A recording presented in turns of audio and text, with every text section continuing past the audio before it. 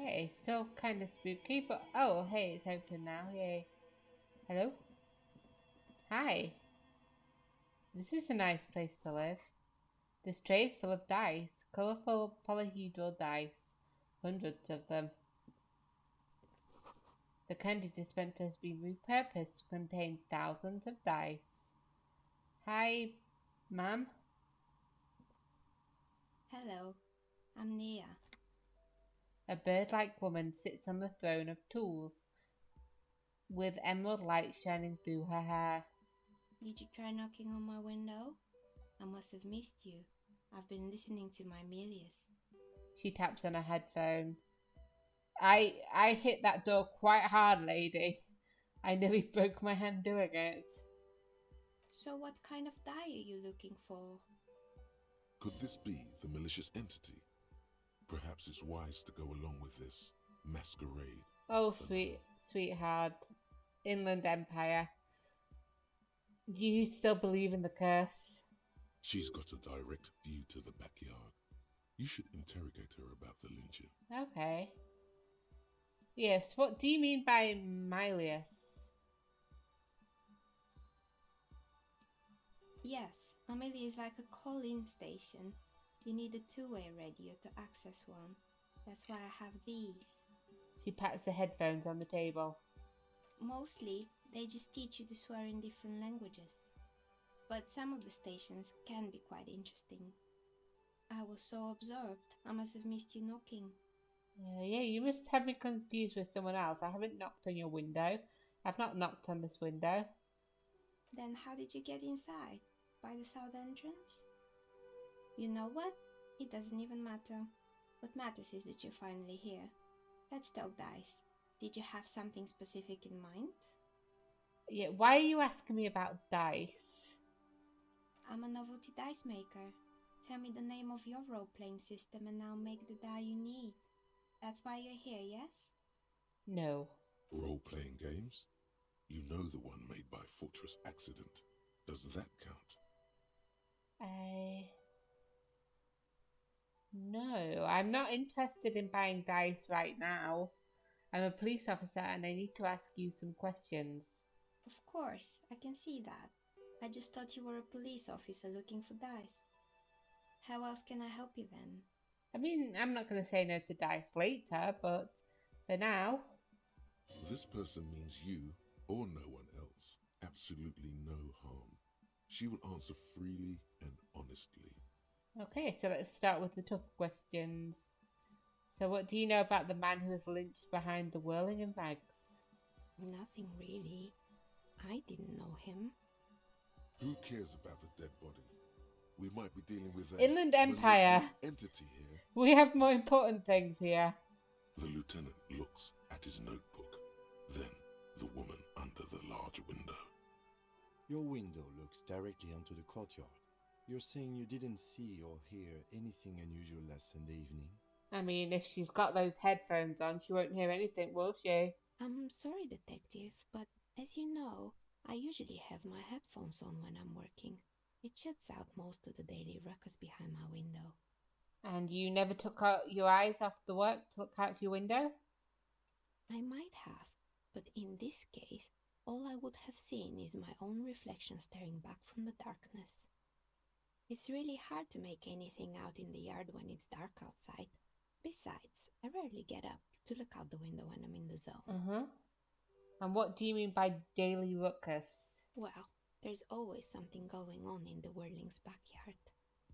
She stops and tries to come up with an example. During daytime, there are usually those kids. And lately, I've been seeing a lot of drunk workers hanging about. Must be because of the strike. She's not sorry to disappoint you. Informing on someone in a murder investigation would intrude upon her focused existence. But I never saw anyone during that fateful Sunday night, I'm afraid. She looks up at the window, pale light comes in. And do you often work Sunday nights? It's an odd profession, making dice for people. But I like it, and I prefer doing this to sitting at home. I see. Thank you for your answers. She nods. Anything else, officer? Oh, how did you become a dice maker? How did I become one? It was a business decision. I was a regular jeweler at first, but that's an unfocused field with too much competition. Some of my friends were role players. They asked me to make some polyhedral dice out of cobalt. That was my first order. I grew it from there. And do you like role-playing games yourself? Not especially. I like working with rare materials and a steady pay. And role players as customers? They're nice people. Yes, I agree with that. She's thankful for the security they provide her. Okay, so I would like to order some dice for you. I might do later, once I buy like a board game or something. But there's no point buying the dice before the board game. And before I've asked Kim to, do it with me. So we might ask later, but where are we? Why is your business in a chimney? What is this place? Look around the room. We're inside the chimney of an old central furnace. It's strange, I know. She looks at the ruddy bricks that make up the walls. Even though they've been repainted, there are still signs of coal black soot here and there. But when I arrived here, all the other rooms were taken, so I had to build myself a makeshift home. Besides, I don't really have to pay any rent here, so that's a plus. So what, you've been up in the chimney and they've completely forgotten about you? Plaisance was right. There's an entity living in the chimney. You should ask her about the curse. Creative. The lieutenant looks around the spacious room, its ceiling fading into the shadows above. But is the chimney, sealed? Because I would have thought that it just, snow would come in. Yeah, do you know what happened to all the other tenants? Everyone else is gone. More or less. Are you interested in anyone specific? She adjusts the yellow scarf that covers her hair. Oh, quite a lot of them spring to mind. So, there used to be a hair salon here, I'm guessing, with all the hairdryers and stuff. Yes, I think it was called Androgynous Orlando or something similar. They weren't a big hit around here. Turns out that working class men don't like genderless haircuts. They're scared of that word. It's not about the haircut. It's about the confidence. Yeah, what's wrong with a bit of experimenting? The customers should have been more open-minded. But then again, it looks like I've not had my hair cut in a good 5 years or something. So I guess I'm a simple man. I don't really have any opinions on hairstyles. Me neither. I just want it off my face. She tucks a strand of hair underneath her headscarf. And what happened to the gym then? It wasn't merely a gym, it was Artemiteps Boxing Club, a community project created to steer at-risk youth away from drugs and crime. And who was Artemitep? A kind man from Zemsk. I heard he had some trouble with the law when he was younger, and that's why he wanted to start the gym. It's his way of giving back. Maybe that's what Kuno needs, a community-centric boxing club. Or, it might just get him punching even more. Kuno. Who's Kuno? He's the little ginger gremlin who likes to defile dead bodies. Oh yes, you mean the kid with the sailor's mouth. Yes, I've heard him yelling profanities in the backyard. She looks out the window. It's oddly quiet there at the moment. I think it would take more than a gym to help that kid. Probably. Yeah, judging from the kids I've met so far, it didn't really work, did it? Yeah, I've met 4 kids, 3 of them are shits. It didn't. If anything, it made the youth situation in Martinez even worse. At some point, someone started a rumor that the punching bag downstairs was full of amphetamines. It's not really full of that. No one would store their drugs like that. Thank you, Logic. Eventually, the coalition took away the funding and the club went bankrupt. This was a few years ago. It's gotten much more peaceful around the plaza ever Ah. since. So what's up with the broken windows then? Oh, this one's a mess. There used to be a company that promised to repair windows 24 hours a day. What could go wrong with this one, right?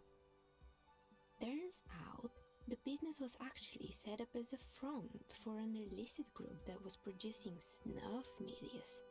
Who would have guessed? Ugh. What's the snuff milieu? I have idea. Oh, I really don't think we want to find out. And they never cleaned up the debris either.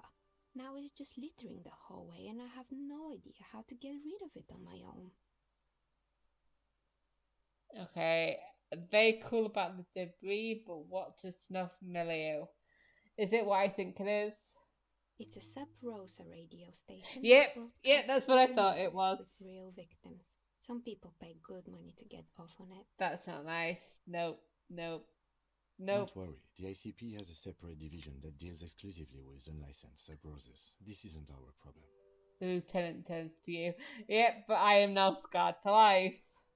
Ugh. Good luck with that. It's not easy catching those perpetrators. Then she lets the thoughts go. So, did someone here make stuffed animals? I saw mounts flying around. You mean Mr. Fabron, the taxidermist? No, he mostly just did drugs. Of course. Anything else? The creepy mannequins? There used to be a fashion atelier here, but I have forgotten the head designer's name. They were doing well for a couple of years, until the insect rights activists came. Insect right activists? What in the name of... The atelier produced a certain collection that used chitin among the materials. Apparently chitin is made in the Occident, where it's extracted from beetle wings. And you know how all kinds of political movements are big in the Occident. The activists shut down the biggest chitin supplier, which of course caused the price to skyrocket. Of course. And, naturally, all the most fashionable tastemakers refused to be seen in chitin from then on. The atelier went bankrupt before they could finish the collection. Okay. I'm glad that someone took care of the little guys. I like insects. Really? Anyway. She looks at the windowsill where a dead fly is lying on its back, legs curled up in a bow tie. Well, I guess I like the cryptozoologist insects. That reed insect sounds interesting if it's real. Poor guy. Suddenly, you get a feeling that insects are important to the case somehow. It's hard to say why.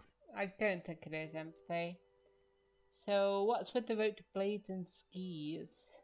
It's kind of a weird place to have them, isn't it? They were made by a company called Slipstream.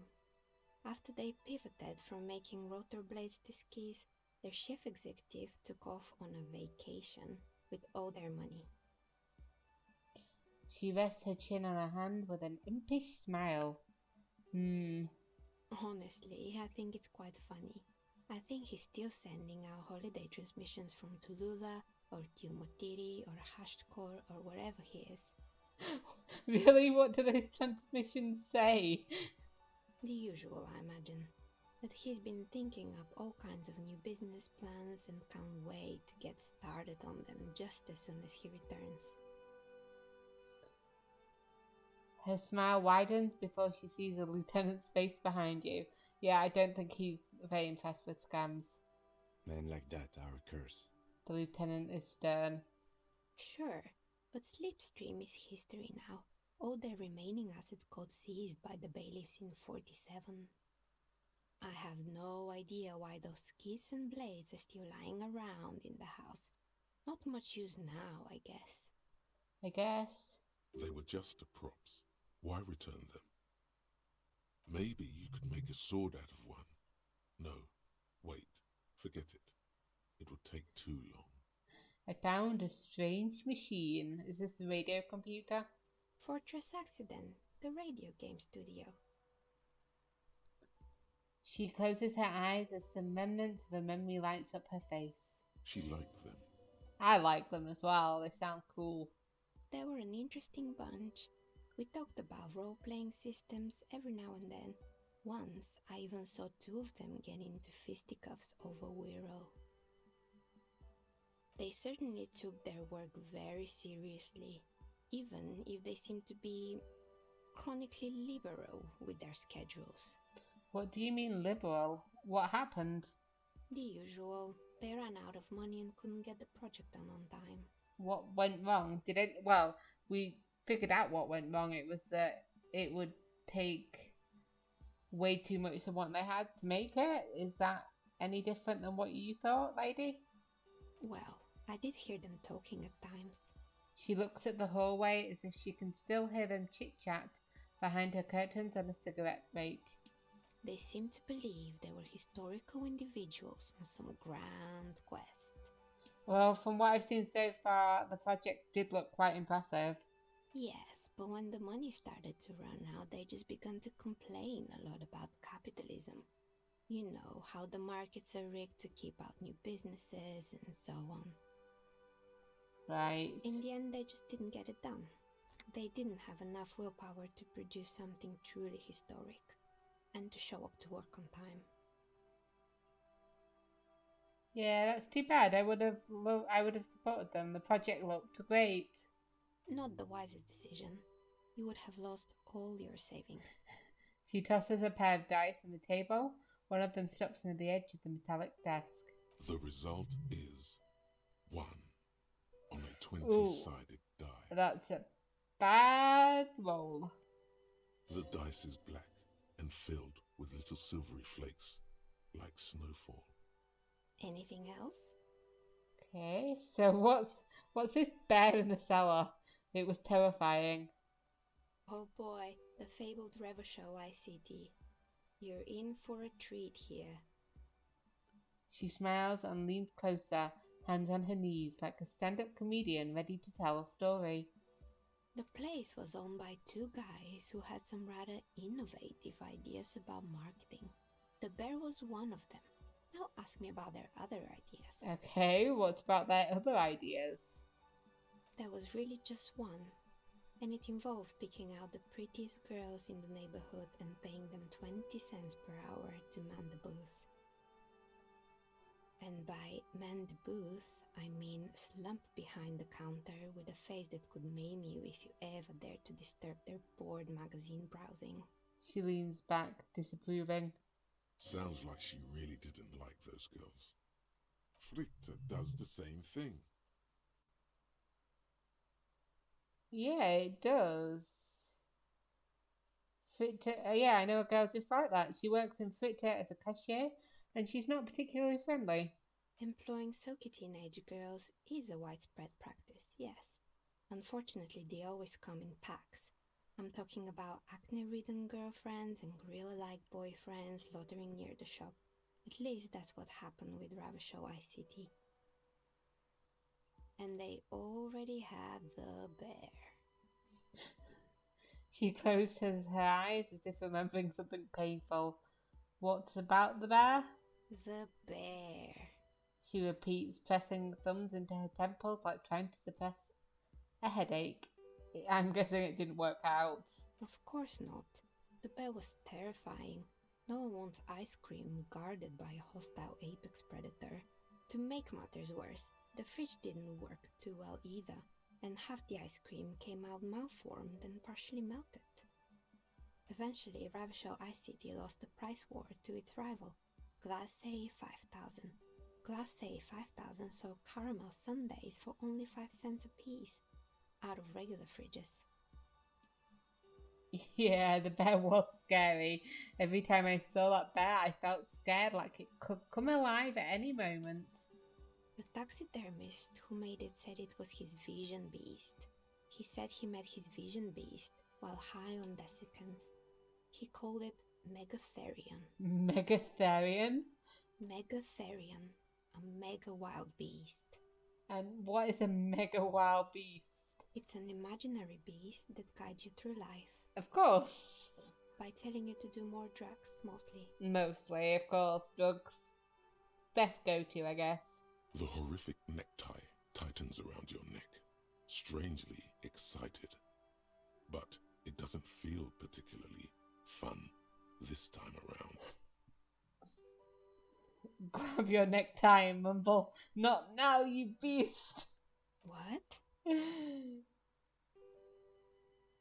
Do you ever feel like your vision beast is trying to blackmail the fun out of you?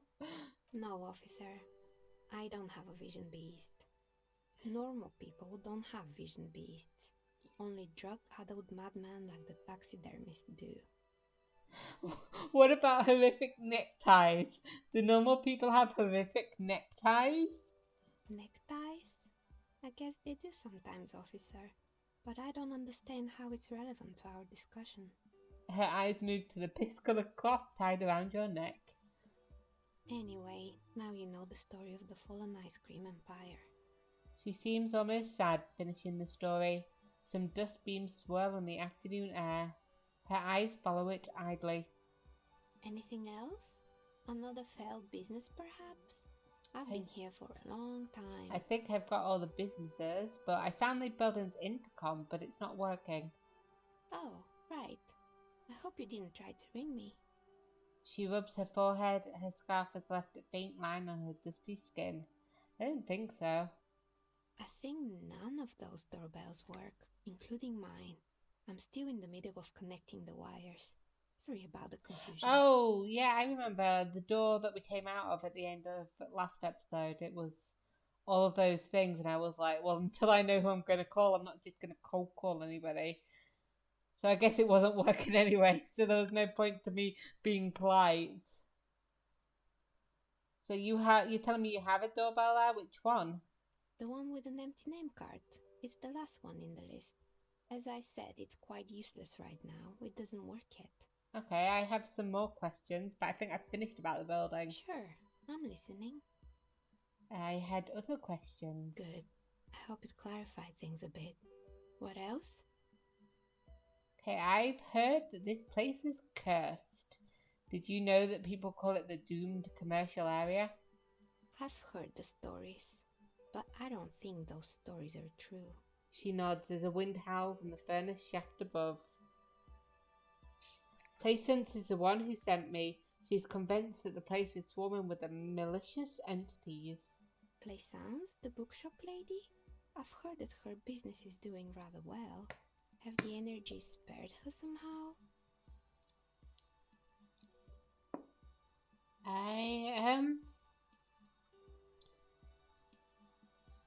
Yeah, I don't.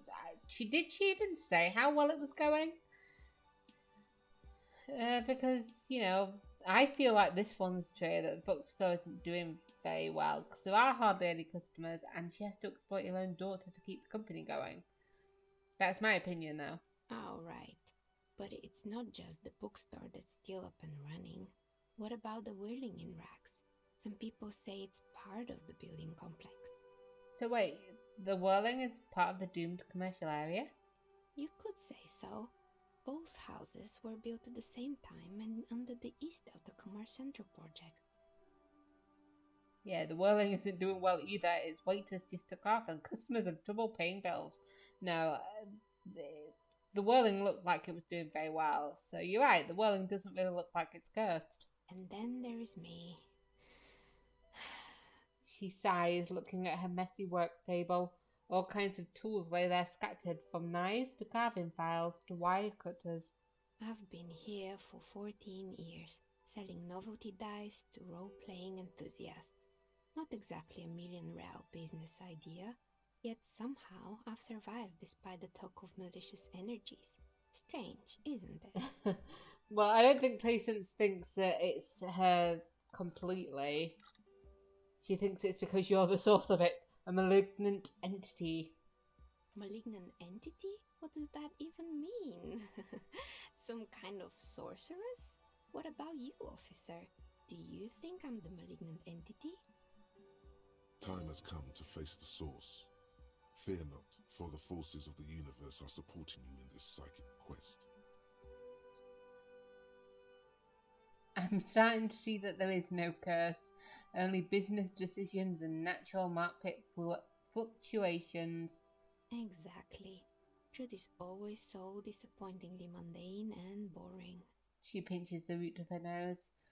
It's a bit disappointing. I was hoping for a para-detective adventure. But I'm glad we got this sorted out. Anything else I can help you with today? Blaisance is not going to like what you have to tell her. Ooh. Very low. 14. Why hasn't her business failed? Well, we'll come back and try that maybe.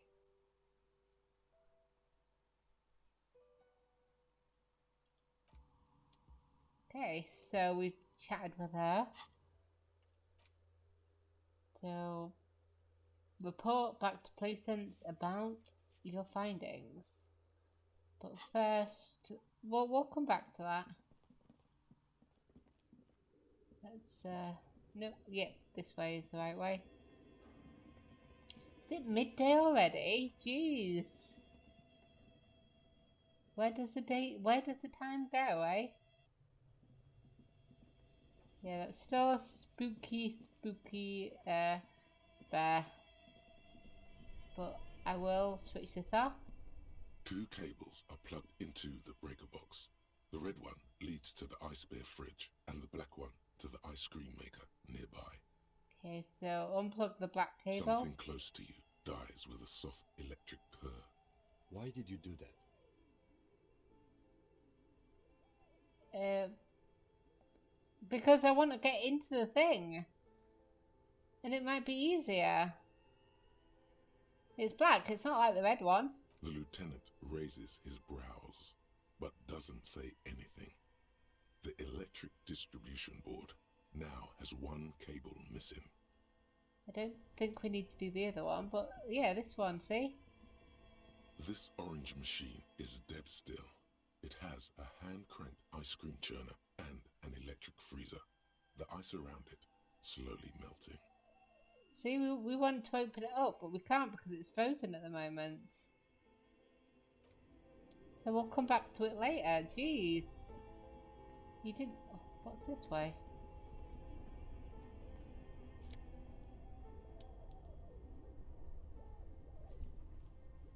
I don't even have my, my bag out. I need my bag out. Jeez. What if I missed something? A window cellar, people's feet shuffling by on the streets. Okay, so let's go up here. And we're back here. So let us first talk to these guys. Hey. We're still waiting for a replacement for the bull you sent sinking. Yep, I found you guys, you bull. Hold out the bull. What is this? Are you mocking us? This isn't for pétanque. Now. No need to get angry again, René. I'm sure the officer tried his best. It's not like there's a bull kiosk here in Martinez. Yeah, exactly, and I really did try. Unless you have an idea of what else I should get. Trying is worth as much as is accomplished. In this case, almost nothing. Fine. You try to right a wrong. It's still a gram better than actual nothing. I'll if I see anything else, I'll come back for you. But thank you for your time.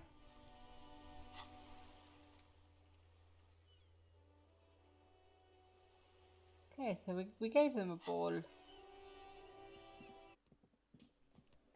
Right. It's time for lunch. Instead, you're gonna answer my questions. It's a bowl of spit in it, reeking of tobacco. Ick. What's that say? You see hawthorn bushes outside. Photos of men in overalls, toting guns and Union placards. Behind the dockworkers, a ceiling-height window. The hawthorn branches scrape the glass like bony fingers. Perception sight. -12. It is not yet time. Revert your gaze. What on earth? Let's talk to him first then. Titus, right? This is where you say your bed. A broad-shouldered man points at you with a beer can. I believe it is, yes. Detective. The lieutenant acknowledges you with a sharp note. He's leaving it to you. Don't say anything yet. See what he wants to say. Hey, dipshit. You hard of hearing or something? The boss man's talking to you. Glenn, I'm not talking to you. You are not involved in this conversation. I will cross my arms and I will look at you with disdain. What, is he fucking kidding? This guy high or something? The little guy looks at his mates in disbelief. No, I want him to speak first. Titus is speaking first. Hey, asshole, up here. We're talking to you. We're looking for Titus Hardie. The lieutenant turns to the broad-shouldered man at the end of the table. Isn't that the guy who was talking to us first? Yeah, we need to talk about the hanged man out back. Oh, this is about him. A real looker, that won't. He looks around. Are your friends going to start laughing at your very funny joke? You're sure taking your time, waiting for him to get ripe and pretty for you, huh? Yeah, I'm sorry. I tried and I just... bleh, I threw up. It was disgusting. Oh, he was a real pretty boy by now. Real hot stuff. Letting out that pretty boy smell. Yep, yes he is. Very potent smell it is. Time to go to work in the shit factory! Easy, boys. These janitors have a hell of a job cut out for them. I mean, I wouldn't go in there for $1 million. He slaps his forehead. You might want to start asking your questions now. It's not going to get better than this. Yeah, I agree. Let me just... Oh, he's a bit too tall for us. These guys are so macho, they're ready to confess to first-degree murder. Ask if it was them. Do a head count first. Connect these men to the tracks you saw in the yard. Oh, Chances are they're going to match. 1, 2, 3, 4, 5, 6, 7. Yeah. We said how many there was. Did we say 8? Scan the room. Starting from the right.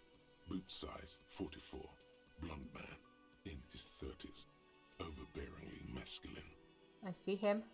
Sitting on his right. Standard working boots. Size 45 or 46. Eldest in the room. Probably mid-50s. Smoker. Quiet. But he's got an angry look in his face. Look at him. Across at the other table. Hobnailed working boots. Size 43. Gang tattoos. Mesk or Sarah Mauritian. In his late 30s, early 40s.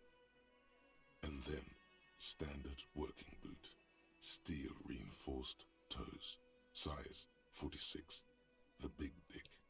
Wide at the shoulders and lean at the hips. Rugby cap.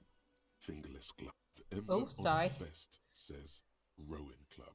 A little patch below it reads T. Hardie, Captain. Yeah, I pressed that enter button.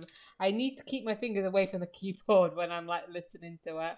But yeah, it said that he had a rugby cap, fingerless gloves, and numerous scars, and he looks a little under 40. And apparently he's part of the rowing club, huh? In the far corner, standard working boot, steel reinforced toes, size 44, 40-something, non-alcoholic beverage in hand. You squint. Is that a plectrum? Where? On his neck. Forget it. It's not important. Let's call this one the musician. Okay. I feel like we could call him Eugene, but the musician sounds cool too. And the little guy? Size 41, with the light step. Not a child, after all. An older man with a rat face, mean, watery eyes, and 2 front teeth missing. He's called Shanky. which makes me think that he's been in a prison and he shanked a few guys. In the middle, heaving and wheezing, big guy, boot size 46, deep marks, probably carried the victim over. He alone is 130 kilos. Add the man in armor, and you could easily exceed 220. Fat Angus. Okay. Jeez, these names. In conclusion, these 7 are the actors on the crime scene. The footprints were theirs, but there's a discrepancy. One of them is missing, the odd soul. Exactly. You've stood there for about 4 seconds, not saying anything. Hit them with questions. Where's the 8th Hardie? The fuck is with you, fella? The hangman in the backyard. Did you do it? The pretty boy. You guys really love talking about that pretty boy. Yeah, we do. Funny. But my partner and I have a serious matter to discuss with you. Why are your boot prints all over the scene? You wanted to go see the pretty boy?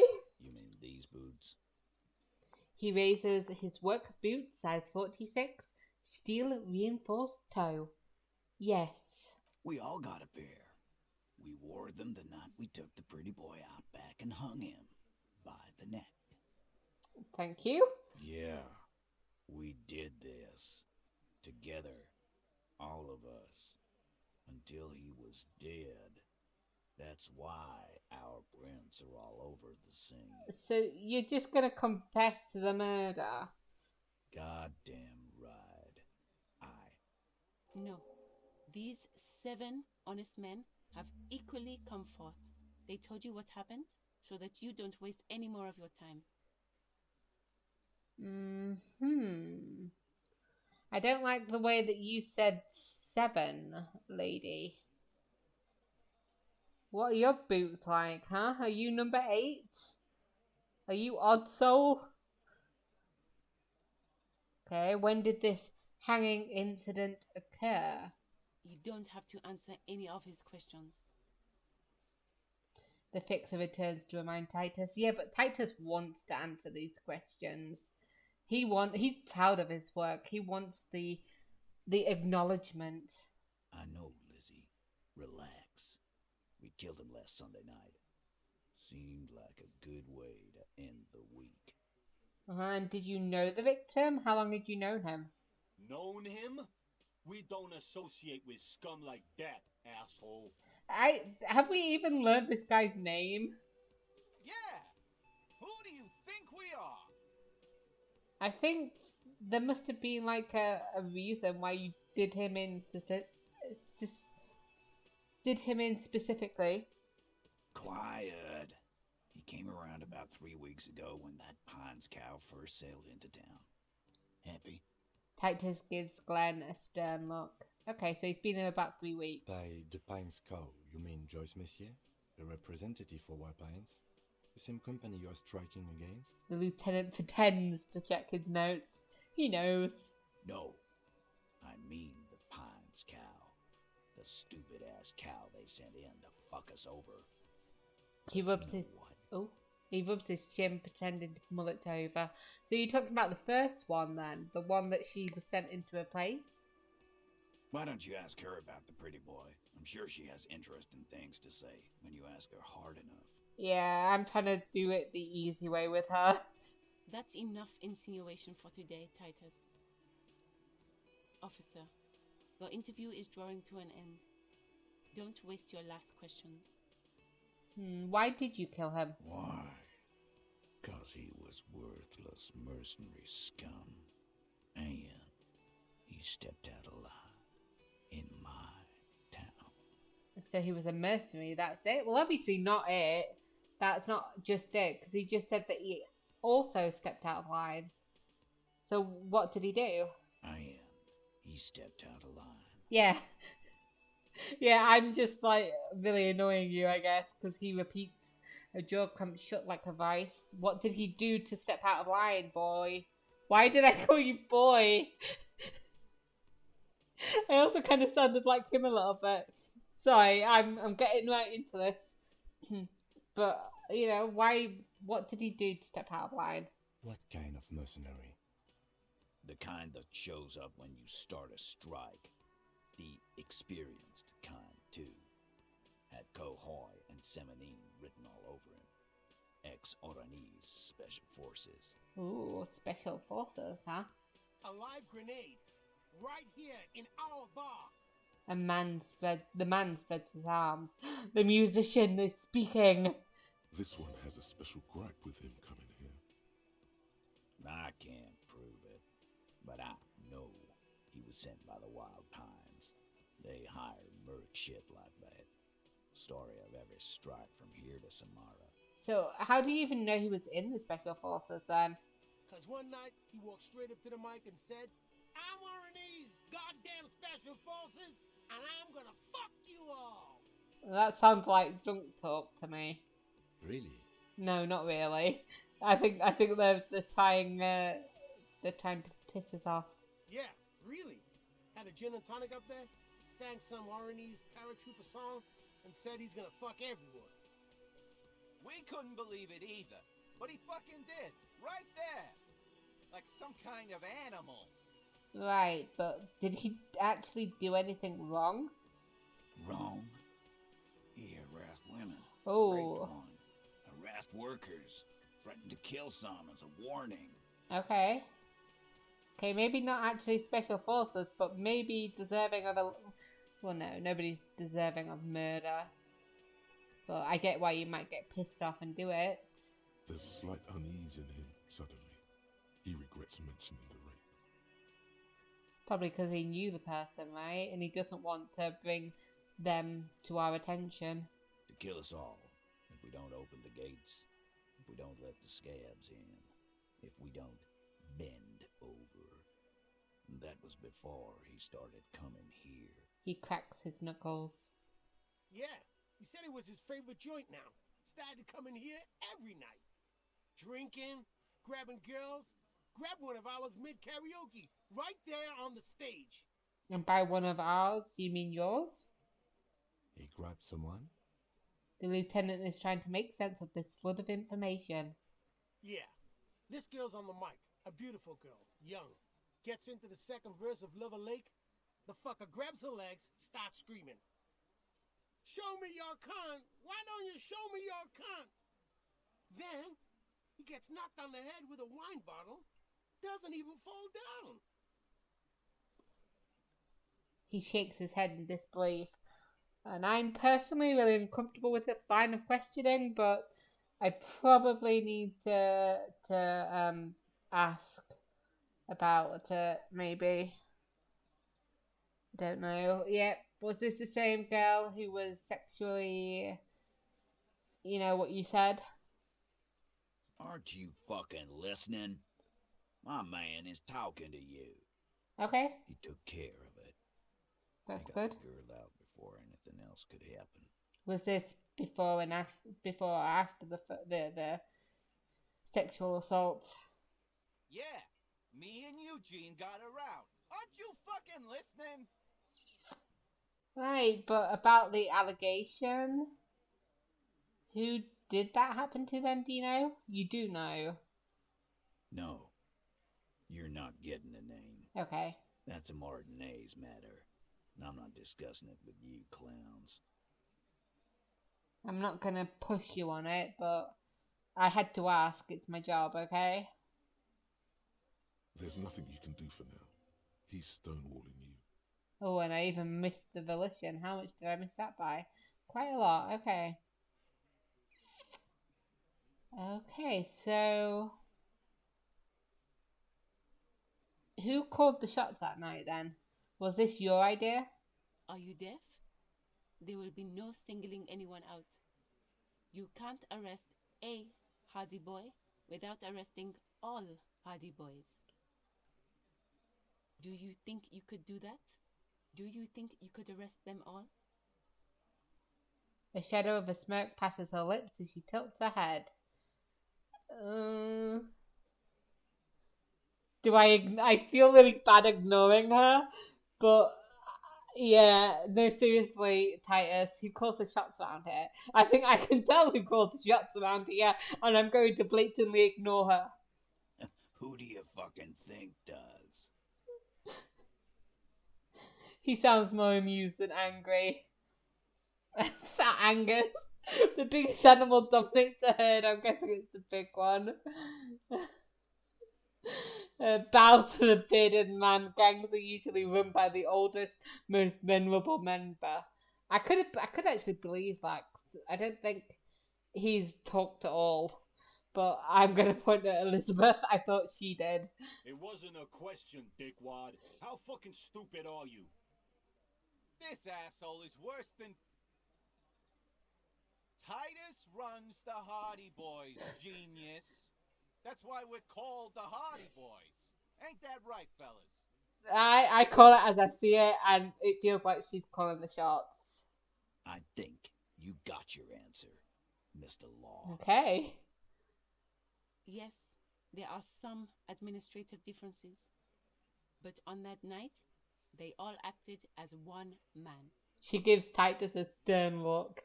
Yep, okay, so how did you kill him then?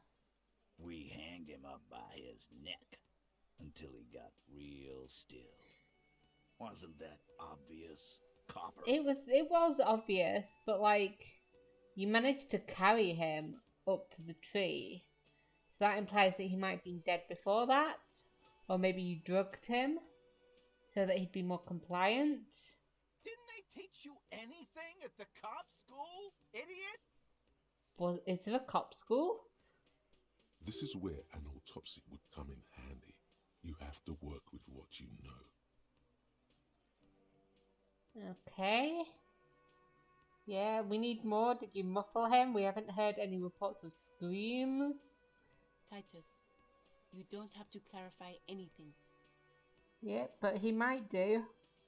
We overpowered him, dragged his unconscious body to the tree, put a noose around his neck, and hanged him till he was dead and steady. Then we left him for seagulls, maggots, and you fucks. But I mean, I know that logic says that an autopsy would come in handy because we'd have an idea of what to work with, but if we get him down and we do the autopsy and something that happened in the autopsy is different than what these guys said, then, you know, we've got motivation to come back here and ask them more questions. Make them a bit more uncomfortable first, then see if it all adds up. Oh, are we going to try the composure? Oh, we should.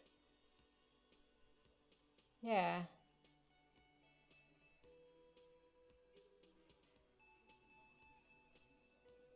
So what's that mean? Make them a bit more uncomfortable. So, yeah, wasn't he a trained killer from the Oranese Special Forces? Then how did you manage to overpower him? With numbers, asshole. How do you think? You're right, Lizzie. I've done enough explaining here. No, he hasn't. Not yet. Okay, then we'll have to try the, things aren't quite right here, are they? Actually, they're admirably, surprisingly composed. Fuck.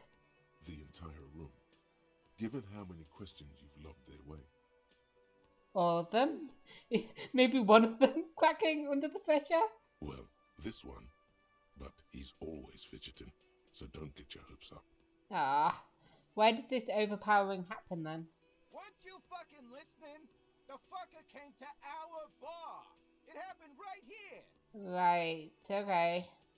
This line of questioning did not work out well, but I have some more questions maybe? Like what, Copper? So you don't have any remorse about killing a man? Like, you might not have liked him, but still blood in your hands. How many people have you sent to the Shays? Ever felt remorse for them? I've killed 3 people. I have no idea whether I feel remorse or not. At the moment, no, because I don't remember anything about them. Shares électriques is the method of capital punishment in Revachol under the Coalition. Oh. During the suzerain's reign, it used to be the firing squad. I don't know whether I sent people to the shaves. I don't know whether that's different than the 3 people I shot in the line of duty. 3 people that I killed. Are those people? Or are they people that I've killed before they could get to that place? Or send them to Reunion to rot. For 20 years. For life. He says as if it was worse than dying.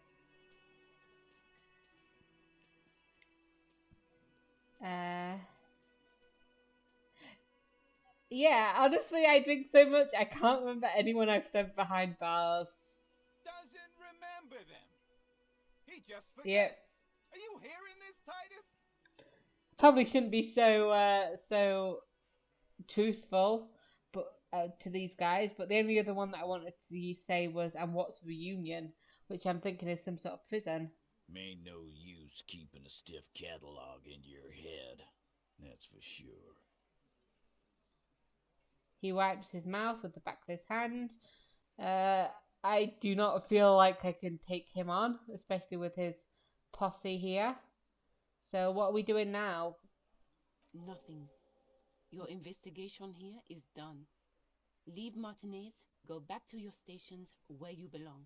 That won't be happening until we at least get the guy down from the tree. I think we're going to stick around, thanks. Some things don't add up here, Titus. The lieutenant closes his notebook. I feel like maybe somebody else killed this guy, and these guys covered it up.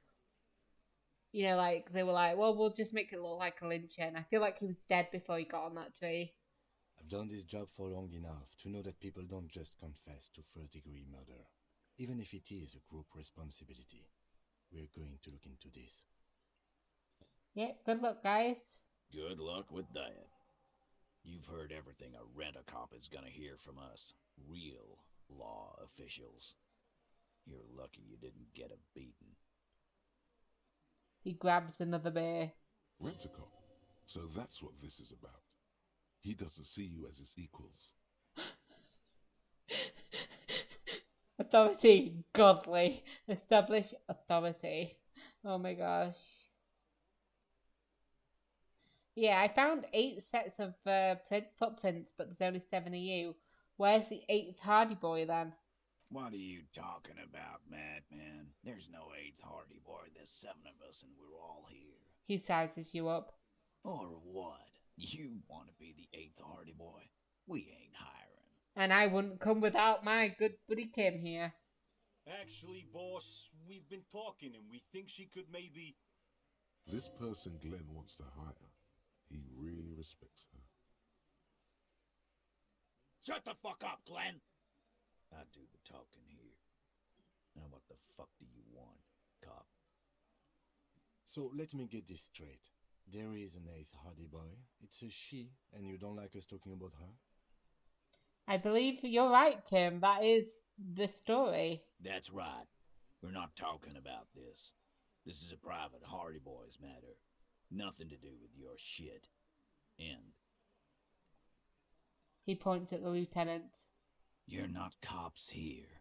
Don't go digging around if you don't want a bullet in the back of your head. I'm watching you. Well, you can keep watching. Good. We are all watching each other. Officer, your question. The lieutenant adjusts his spectacles. There's no point in pushing it further, he thinks. This is already a victory. We'll learn more about this 8th Hardie sooner or later. Yeah, I'm going to take off for now. I'll be back.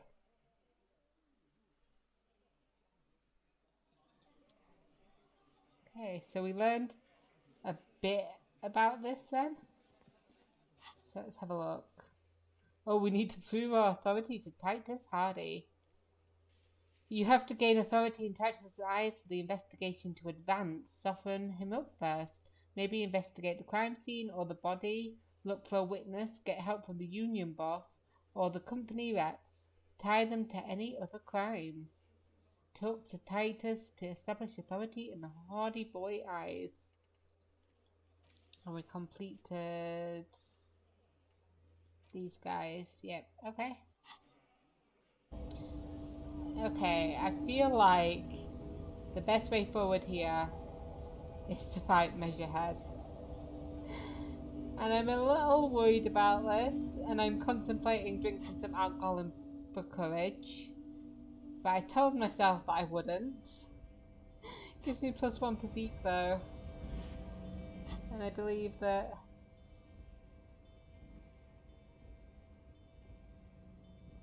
I'll have to go for it, and if not, talk to the scab leader. Okay. Your race descent has only worsened since I last saw you. You have really let yourself go. 17%. This is gonna hurt. Let's knock him out. I think I failed. Yeah, no, I knew that wouldn't help. How did this happen? Your little fist is in his giant hand, and he's squeezing it. It hurts. I didn't get that bad. That first dice though, god damn. I got a full 6 on the other one. You must be out of your mind, degenerate drunk. Say it. I am a degenerate alcoholic. I like how he's doing like literally nothing. And this is the one time that I'm going to say it. I am a cop. Your fist cracks in his hand like a ripe apple. Pain shoots up into your brain as he's twisting it more and more.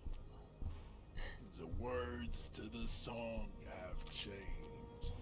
Say, I can't not say it. It'll kill me. Fine, I'm a violent drunk. Get off me. Good. Now leave before you humiliate your homoerotic organization any further. And then I just ask the random question. Why are you not with the Hardie boys then? I am not the first line of defense. I am the last. In addition, these so-called Hardie boys are an effeminate clique of bodybuilders. Their company is spiritually degrading. An effeminate clique of bodybuilders. I love that. But I mean, you're all part of the union, aren't you? The Hardie manlets are on the pay of the company.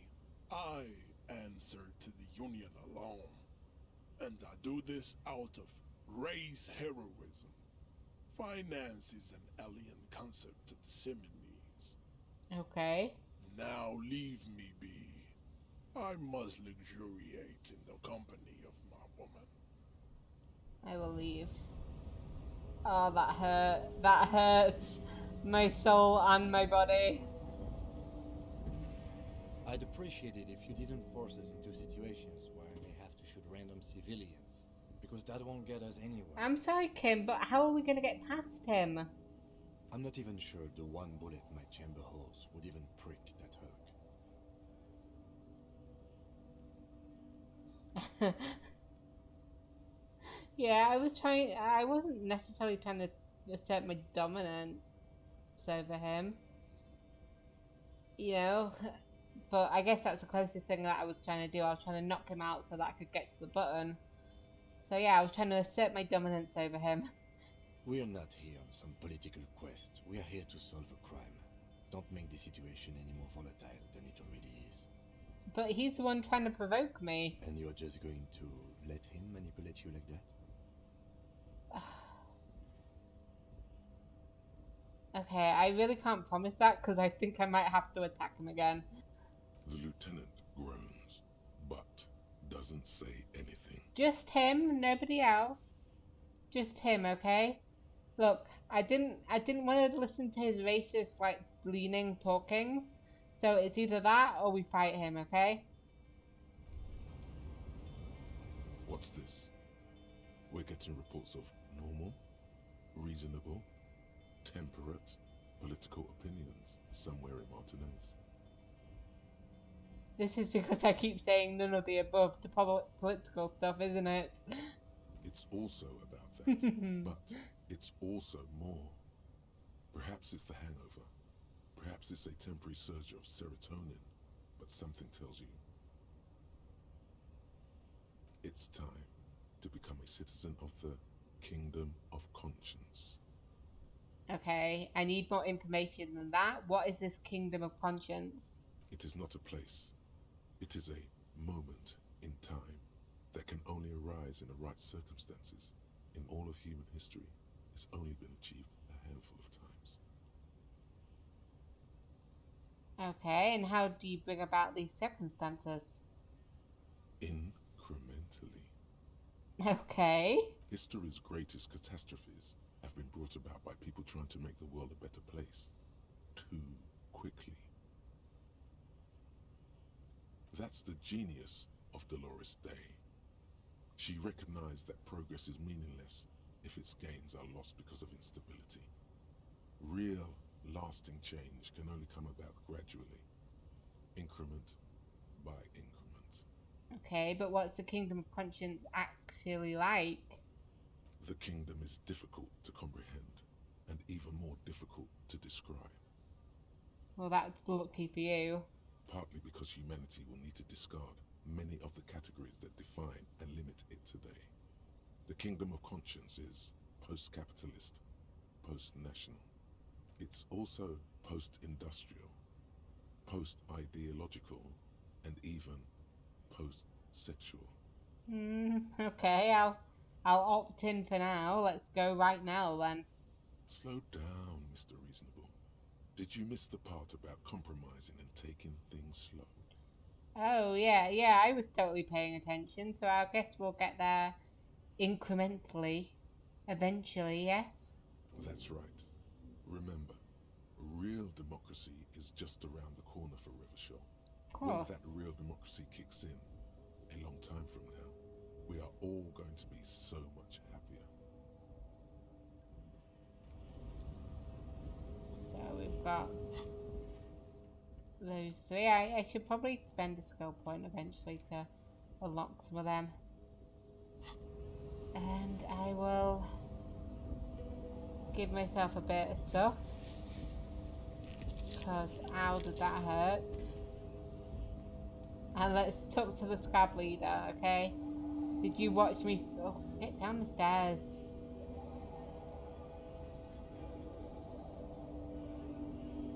Did you watch me utterly fail? Nice aggression with the native. Don't let the chief fool you next time. You don't need to be that up in his face. Leave yourself space to move. Not bad advice, actually. This might do the trick.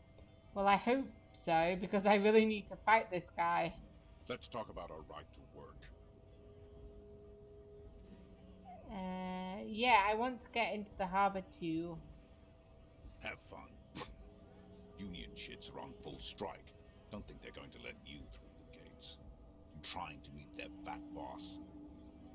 Yeah, I'm interviewing people about the murder that took place here behind the hostel cafeteria there. Have I not talked to this guy about I know this? nothing about a murder. His reply is snappy and tense. No, I believe you. The mention of a killing sends a barely noticeable shiver of tenseness through him. Interesting. Absolutely nothing. Wouldn't put it past these harbor bugs. They'd do anything to stay alive. Right to work! It's shameful. Cops doing nothing. You should bring backup. Open up the gates for us. Blockading gainful employment for workers is a crime. This really is not my area of expertise. We are not picking a side in Yep, this just yet. exactly. Pity. Let us work! Okay, so who are all these guys? Are you all like the scabs? Honest men and women with rights to work, to be useful, not toys for corporate interests. We came here to help the harbor run smoothly in time of crisis. If Union fucks don't want work, they ought to let in those who do want work. I have a question. Why do all these men follow your leadership? You think they follow because I'm big and loud? No. They follow the rules of the market, the rules of the economy, because they were given a job to do! Okay. I need your help about to go against Measurehead. No, I'm not a fighter. I'm a worker. You said you'd help. God damn it! You said you'd help, dude.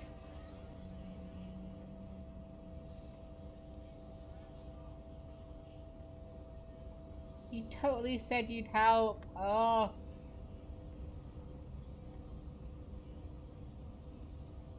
Your race descent has only worsened since Oh, the you last did. soldier. You did give me a thingy, You I have guess. really let yourself go. Shit, am I gonna have to try? The 28% is not much better. Oh.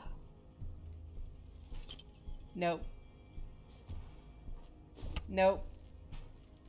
God damn. It has happened again. The Titan has your fist locked in his hand. Even worse as well.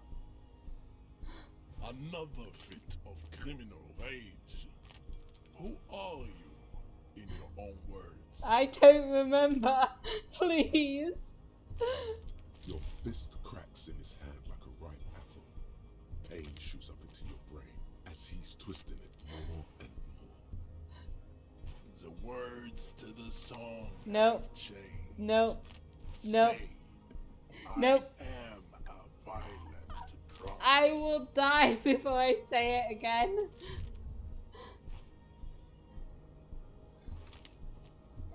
Nope. Nope, nope, nope. Nope, I'm dead. You feel something in your chest, an unnatural pressure. It's spreading to your left arm, your jaw.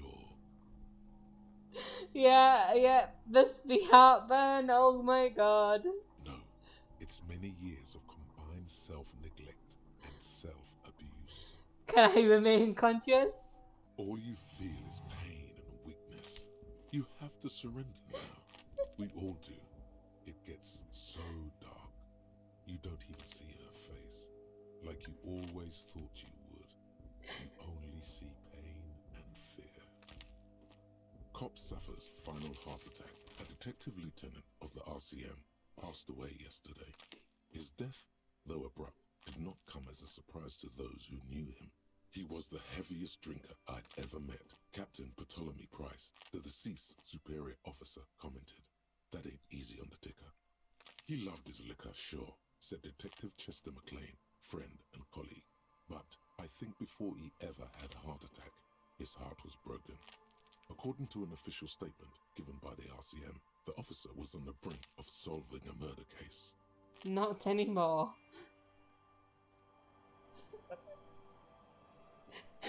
I guess that's the end of the story then. I mean, you know, you can't live without dying at least once. I wanted to see what would happen, so I was like, yes. Hey guys, thanks for watching me play. If you liked what you saw, consider subscribing to my channel by pressing the button to the right. And if you fancy anything else, watching what I do, then click one of the videos to the left. Anyway, I'll see you in the next episode. Bye.